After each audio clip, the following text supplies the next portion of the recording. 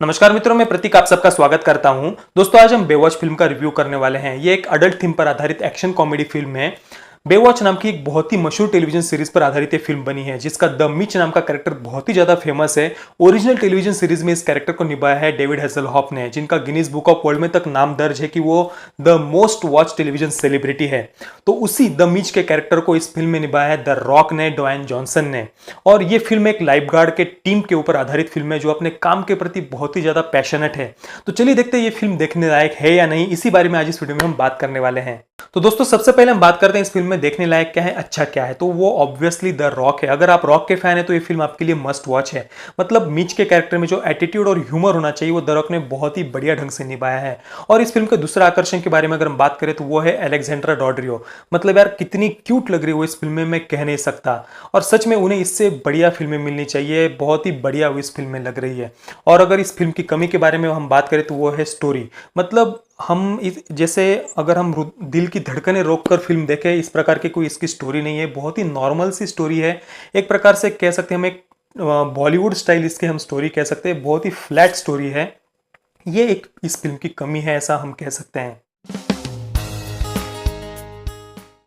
इस फिल्म को डायरेक्ट किया है सेथ गॉर्डन ने, जिन्होंने इसके पहले हॉरिबल बॉसेस जैसी फिल्म को डायरेक्ट किया है। और इस फिल्म में भी हमें वो नाराज नहीं कर रहे हैं, क्योंकि देखिए जिस प्रकार की इस फिल्म की स्टोरी है, एक फ्लैट स्टोरी है। ज़्यादा इसमें ट्विस्ट और टर्न्स नहीं है कि हम बहुत ही दिल की धड़कनें थाम कर इस फिल्म को देखें। इस प्रकार की कोई स्टोरी नहीं है। लेकिन फिर भी ऐसी स्टोरी होते हुए भी कहीं पर भी उन्होंने हमें बोर नहीं होने दिया है। तो ये एक डायरेक्टर का ही कमाल हम कह सकते हैं। तो कुल मिलाकर एक बढ़िया डायरेक्शन उन्होंने इस फिल्म में भी किया है, जो हमें नाराज नहीं कर रहे हैं। एक्टिंग की अगर हम बात करें दोस्तों, तो जैसा कि मैंने पहले बताया, द रॉक ने मिच के कैरेक्टरों को पूरी तरह से न्याय दिया है। दूसरा, जो मैट ब्रॉडी, एक जो मनचले एक लाइफगार्ड का जो कैरेक्टर है, उसे निभाया ज़ैक एफ्रॉन ने। उसने भी बहुत ही बढ़िया ढंग से इसमें एक्टिंग की है। और तीसरी, जो अलेक्जेंड्रा डॉड्रियो, क्या कहूँ यार उनके बारे में, बस बहुत ही ज़्यादा क्यूट इस फिल्म में वो लग रही है। तो मैं उनके एक्टिंग के बारे में मैं क्या कहूँ, बहुत ही ज़्यादा हॉट लग रही हो इस फिल्म में, इतना ही कहना चाहूँगा।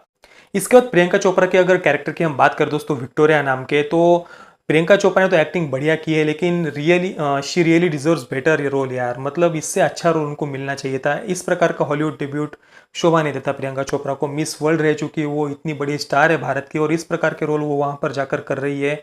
मतलब बहुत ही निराशा होती है देख करके। बाकी किसी के नाम मुझे पता नहीं, लेकिन फिर भी सबने अपने अपनी तरीके से एक्टिंग बहुत ही बढ़िया ढंग से की है।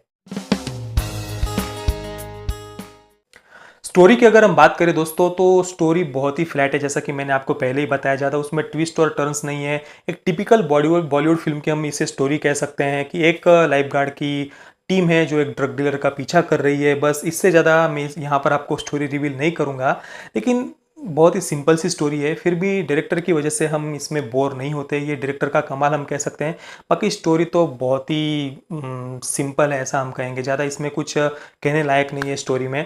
इसके बाद कैमरा वर्क की अगर दोस्तों हम बात करें, तो पूरी फिल्म में हमें हॉट बिकनी गर्ल्स देखने को मिलती है। कैमरा एंगल बार बार उनकी क्लीवेज के ऊपर और दूसरे बॉडी पार्ट्स के ऊपर मूव होता रहता है।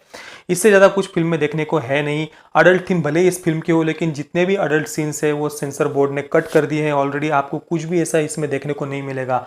आप फिल्म देखते हुए ये सोचेंगे कि यार, इससे ज़्यादा बिकनी मॉडल्स तो हमें यो यो हनी सिंह के पानी पानी वाले सॉन्ग में देखने को मिली थे। तो ज़्यादा कुछ अपेक्षा आप इससे कीजिए मत करिए। और दूसरा, जो स्लोमो इफेक्ट्स, जिसके काफ़ी प्रोमोज भी यूट्यूब पर वायरल कराए गए थे, तो ऐसे कोई भी स्लोमो इफेक्ट्स इस फिल्म में दिखाए नहीं गए हैं। मुश्किल से 2 से 3 स्लोमो इफेक्ट्स है, जो कि ऑलरेडी आप यूट्यूब पर देख चुके होंगे।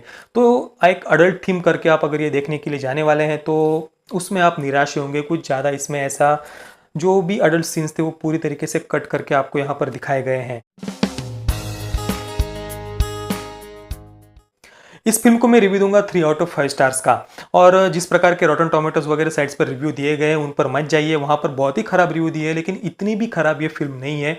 स्टोरी थोड़ी सी फ्लैट है, लेकिन ये एक इस प्रकार की फिल्म है दोस्तों कि इसको रिव्यू अच्छे नहीं मिलेंगे क्रिटिक्स के। ये थोड़ी सी, जैसा कि हम कह सकते हैं, बॉलीवुड की थोड़ी मसाला टाइप फिल्म है। और मैं पहले भी आपको ये रिव्यू में कहा हूँ कि थोड़ा सा बॉलीवुड टच इस फिल्म को दिया गया है, ऐसा हमें हर समय फिल्म देखते हुए लगता है। एक जो टिपिकल हॉलीवुड की जो फिल्म्स होती है, उस प्रकार की ये फिल्म हमें नहीं लगती है। लेकिन कुल मिलाकर ये हमें एंटरटेन करती है। अगर आप आपके फ्रेंड्स वगैरह के साथ जाकर थोड़ा मजाक मस्ती करना चाहते हैं, तो बिल्कुल ये फिल्म आप जाकर देख सकते हैं।